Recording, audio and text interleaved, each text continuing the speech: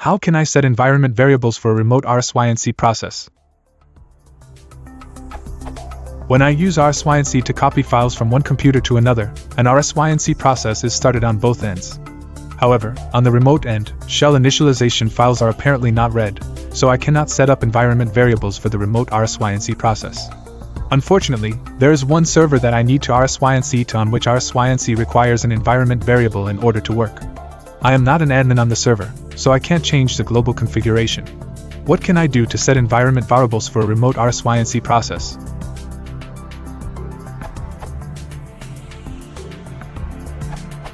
Tilde.profile is typically not read when you run SSH_some command, as opposed to an interactive SSH session, or other login method where you start an interactive session. SSH supports sending environment variables.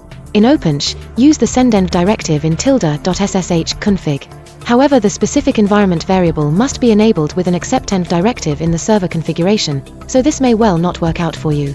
OpenSH also allows setting environment variables on the server side.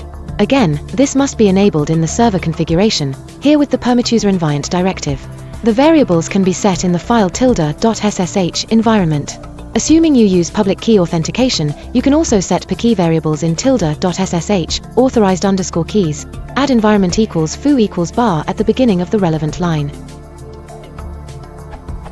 One thing that I think always works, oddly enough, as long as you're using public key authentication is to a/b use the command equals option in the authorized_keys file.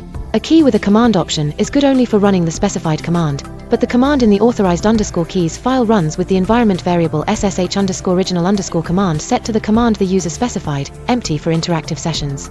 So you can use something like this in tilde.ssh, authorized_keys. Of course, it won't apply if you don't use this key to authenticate.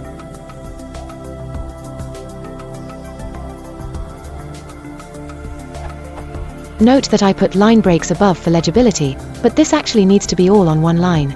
Another possibility is to write a wrapper script bin rsync wrapper on the server, something like. Then pass rsync path equals bin rsync wrapper on the rsync command line. The argument to rsync path is expanded by a shell, so if you prefer you can make the rsync command line self-contained by passing something like rsync path equals .tilde.profile, rsync. There is another avenue which depends on your login shell being bash or zsh. Bash always reads tilde.bashik when it's invoked by rshd or sshd, even if it's not interactive, but not if it's called as sh. Zsh always reads tilde.shenv.